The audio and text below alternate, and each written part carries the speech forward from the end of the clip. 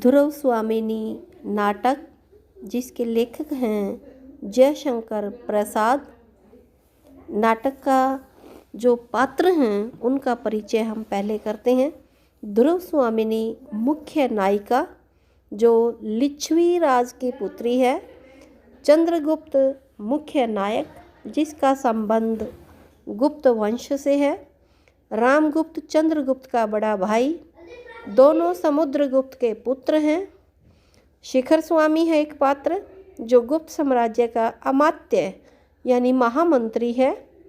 मंदाकिनी जो खड्गधारिणी के रूप में ही है, समुद्रगुप्त की पुत्री है। प्रतिहारी जो संदेश वाहिका है। परिचारिका दासी। यह नाटक एक ऐतिहासिक नाटक है। नाटक के पात्रों का परिचय करने के बाद हम उसकी गद्यांश व्याख्या को अच्छी प्रकार से समझ पाएंगे। ध्रुव स्वामिनी नाटक 3 भागों में बटा हुआ है, जिसके प्रथम भाग का परिचय संक्षिप्त में हम प्राप्त करते हैं। इस नाटक में जयशंकर प्रसाद जी ने गुप्त युग में अधिकारों की समस्या को उजागर किया है। नाटक का आरंभ पर्वतमाला के समीप एक युद्ध शिविर बनाया हुआ है, वहाँ से होता है। पहाड़ी क्षेत्र की सुंदरता देखते ही बनती है। लिच्छवी नरेश ने युद्ध में अपनी हार स्वीकार करते हुए अपनी पुत्री ध्रुव स्वामिनी समुद्रगुप्त को सौंप दी। समुद्रगुप्त का पुत्र रामगुप्त जो कि कायर, अयोग्य, विलासी और निर्लज था। उस समय चंद्रगुप्त को उत्तराधिकारी बनाया जाना था, इसलिए ध्रुव स्वामिनी चंद्रगुप्त की वाग्दत्ता थी, यानी मंगेतर थी, प्रेमिका थी। किंतु समुद्रगुप्त की मृत्यु होने पर उनका जो मंत्री था शिखर स्वामी, वह अपनी कुटिलता से रामगुप्त को सम्राट बना देता है। ध्रुव स्वामिनी का विवाह रामगुप्त से कर दिया जाता है। जो राजा होगा उसी के साथ उसका विवाह होना था, रानी बनना था।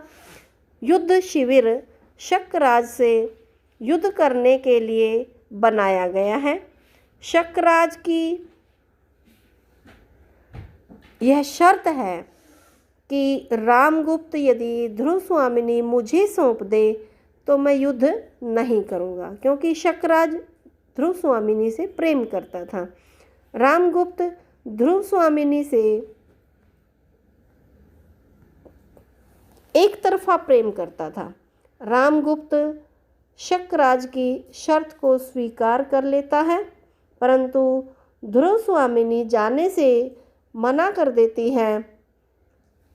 अंत में चंद्रगुप्त, सामंत कुमार और ध्रुव स्वामिनी शक्राज के शिविर में वेश बदल कर जाते हैं।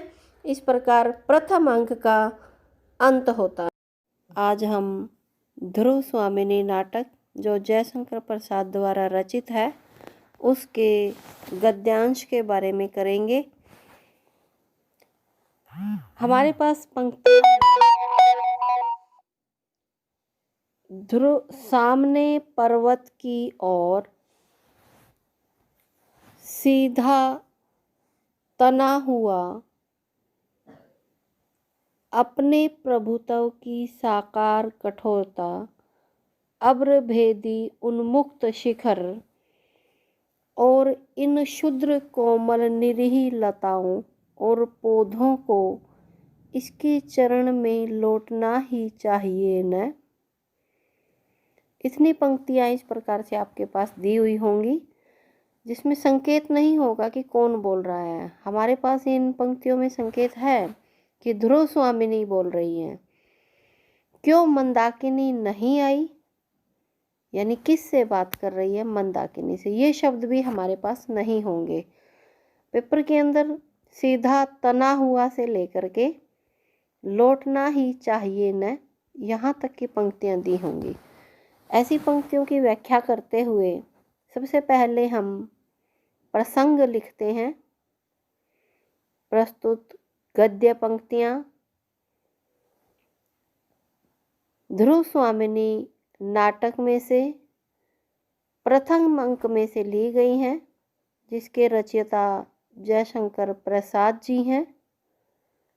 इन पंक्तियों में ध्रुव स्वामिनी मंदाकिनी से बात कर रही है, जो खड्गधारिणी के वेश में ध्रुव स्वामिनी के साथ हैं, और दृश्य उस समय का है जब युद्ध शिविर में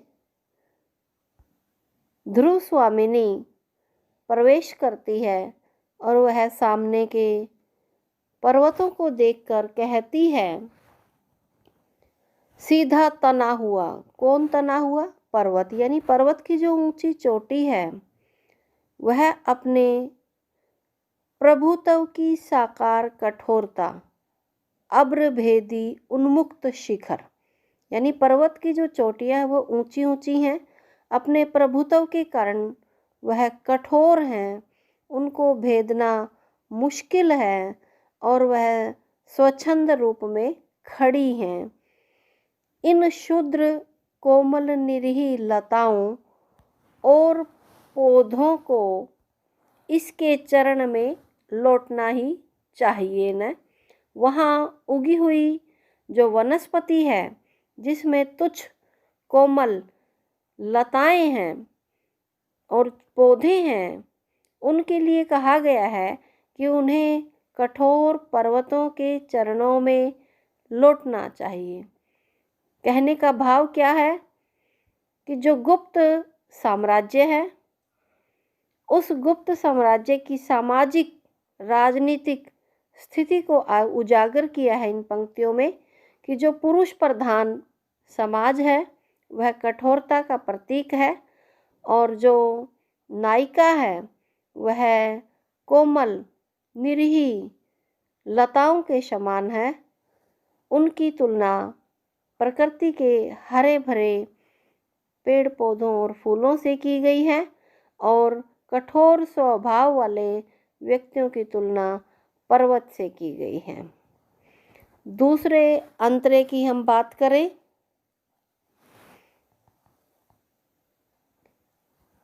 जिसमें पंक्ति है हमारे पास, देवी प्रत्येक स्थान और विषय बोलने के योग्य नहीं होते। कभी कभी मौन रह जाना बुरी बात नहीं है। मुझे अपनी दासी समझिए, अवरोध के भीतर मैं गूंगी हूँ। यहाँ संदिग्ध न रहने के लिए ऐसा ही करना पड़ता है।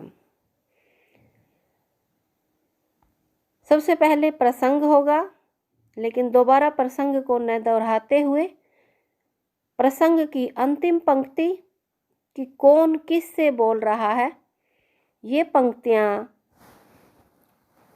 खड्गधारिणी जो मंदाकिनी है वह ध्रुव स्वामिनी से कह रही है। जब ध्रुव स्वामिनी उससे बोलती है, कहती है कि तुम चुप क्यों हो, बोलती क्यों नहीं हो, मेरी बात का उत्तर दो, तो उस समय खड्गधारिणी ध्रुव स्वामिनी को कहती है, चारों तरफ देख करके क्या कहा कि हे देवी, प्रत्येक जगह और समय बोलने के लिए उचित नहीं होते। कई बार चुप रहना ही उचित होता है। मौन रहना कोई बुरी बात नहीं है, और आप मुझे अपनी दासी ही समझिए, अवरोध के भीतर मैं गूंगी हूँ, अर्थात अनेक रुकावटें हैं जिनके कारण मैं मौन बनी हुई हूँ, और मुझे आप गूंगी ही समझिए। यहाँ संदिग्ध न रहने के लिए ऐसा ही करना पड़ता है। राजा के दरबार के माहौल को उजागर करती हुई खड्गधारिणी कहती है कि यदि मैं गूंगी बनकर नहीं रहूँगी तो शंका के दायरे में आ जाऊँगी, मुझ पर संदेह किया जाएगा, और यदि मुझे संदिग्ध बनने से बचना है, मेरे ऊपर किसी प्रकार का संदेह ना हो, इसलिए मुझे गूंगी ही रहना पड़ेगा, अर्थात मुझे अपनी बोलती बंद रखनी पड़ेगी। खड्गधारिणी को रामगुप्त ने गुप्तचर के रूप में ध्रुव स्वामिनी के पीछे छोड़ा हुआ है, ताकि वह वेश बदलकर, क्योंकि वह मंदाकिनी है, वेश बदलकर खड्गधारिणी के रूप में उसके साथ रह रही है, और वह उस पर निगरानी रख सके कि वह चंद्रगुप्त की प्रेमिका के रूप में अब भी चंद्रगुप्त से प्रेम करती है या नहीं। इस बारे में जानने के लिए रामगुप्त ने ही खड्गधारिणी को ध्रुव स्वामिनी के साथ छोड़ा हुआ है। इन पंक्तियों में गुप्त वंश की जो संदेहशील प्रथा है, विचारधारा है, उसके बारे में प्रकट किया गया है। वह महिला का, नारी का जो स्थान है, जो शंकाग्रस्त रहती है, इस बात को भी स्पष्ट किया गया है। तीसरा जो गद्यांश है हमारा, जिसमें पहले गद्यांश को हम पढ़ते हैं। भला मैं क्या कर सकूंगी, मैं तो अपने ही प्राणों का मूल्य नहीं समझ पाती, मुझ पर राजा का कितना अनुग्रह है, यह भी मैं आज तक न जान सकी। मैंने तो कभी उनका मधुर संभाषण सुना ही नहीं। विलासिनियों के साथ मदिरा में उन्मत्त, उन्हें अपने आनंद से अवकाश कहाँ। हमारे पास इस प्रकार से पंक्तियाँ दी हुई होंगी, तो बच्चों पंक्तियों को पढ़ करके हमें यह आभास करना है कि ये पंक्तियाँ किस अंक से ली गई हैं, क्योंकि ध्रुव स्वामिनी के 3 अंक हैं। मैं प्रथम अंक के ही गद्यांश की व्याख्या कर रही हूँ। जिस प्रकार से कोई भी विषय वस्तु जो हमारी रुचि की हो, हम उसको यदि बार बार पढ़ते हैं तो हमें एक नया अनुभव प्राप्त होता है। इसी प्रकार से यदि आप नाटक को बार बार पढ़ोगे तो पंक्तियों से रूबरू हो जाओगे कि कौन सी बात कौन बोल रहा है और किस से बोल रहा है। तो ये पंक्तियाँ ध्रुव स्वामिनी बोल रही है और खड्गधारिणी यानी मंदाकिनी से बात कर रही है। जैसा कि पिछले अंतरे में बताया गया, पिछले गद्यांश में बताया गया कि जो मंदाकिनी है उसे रामगुप्त ने ही ध्रुव स्वामिनी के पीछे लगाया हुआ है, ताकि वह पूरी जानकारी रख सके कि वह चंद्रगुप्त से प्रेम करती है या नहीं। इसी विषय में आगे बात को बढ़ाते हुए मंदाकिनी ध्रुव स्वामिनी को उकसाती हुई चंद्रगुप्त के विषय में ही बात करती हैं, पर ध्रुव स्वामिनी उसके प्रत्युत्तर में क्या कहती है कि मैं चंद्रगुप्त का क्या भला कर सकूंगी, मैं तो अपने ही प्राणों का मूल्य नहीं समझती हूँ, क्योंकि मुझे मेरा ही नहीं पता है कि मैं कैसे अपना जीवन जी रही हूँ, मेरे जीवन का मूल्य क्या है, मेरा अस्तित्व क्या है, मेरा महत्व क्या है। मुझ पर राजा कितनी कृपा करते हैं, कितनी अनुकंपा करते हैं, मेरा कितना अनुग्रह मानते हैं, इस बात का मुझे तनिक भी एहसास नहीं है। मैं आज तक इस बात को नहीं जान पाई हूँ कि राजा मुझे कितना चाहते हैं और कितना मेरी बात को मानेंगी। मैंने तो कभी उनका मधुर संभाषण सुना ही नहीं। प्रेम से मेरे साथ बातें करते हुए महाराज को मैंने कभी देखा ही नहीं।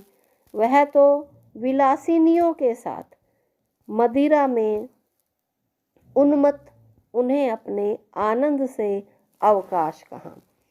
महाराजा रामगुप्त जो मदिरा में मस्त रहते हैं, मदमस्त रहते हैं और विलासिनियों के साथ विलास करते हैं, उन्हें अपने ही आनंद से फुर्सत नहीं है, तो मेरी बात कहाँ सुनेंगे। कहने का भाव यह है कि रामगुप्त पत्नी प्रेमी न होकर केवल विलासी प्रवृत्ति का व्यक्ति है। उसे समाज से, सभा से, वह अपने परिवार से कुछ लेना देना नहीं है। वह केवल और केवल अपनी ही मस्ती में डूबा रहता है, विलासी प्रवृत्ति का है। इसलिए विशेषता के आधार पर यदि हम कहें तो यहाँ गुप्त वंश के उस राजा की विलासी प्रवृत्ति को इन पंक्तियों में उजागर किया गया है। वह रानी होते हुए भी एक नारी की जो स्थिति है उसके बारे में भी प्रदर्शित किया गया है। इन गद्यांशों की व्याख्या करते हुए एक बात मैं और आपसे कहना चाहूँगी। सबसे पहले आपको पात्रों से परिचित होना होगा, कौन पात्र किस रूप में है। जैसे कि रामगुप्त है, रामगुप्त गुप्त वंश के राजा समुद्रगुप्त जिनका ज्येष्ठ पुत्र है, और चंद्रगुप्त उससे छोटा यानी कनिष्ठ है। दोनों में से रामगुप्त जो है मंद बुद्धि का है, चंद्रगुप्त कुशाग्र बुद्धि का है।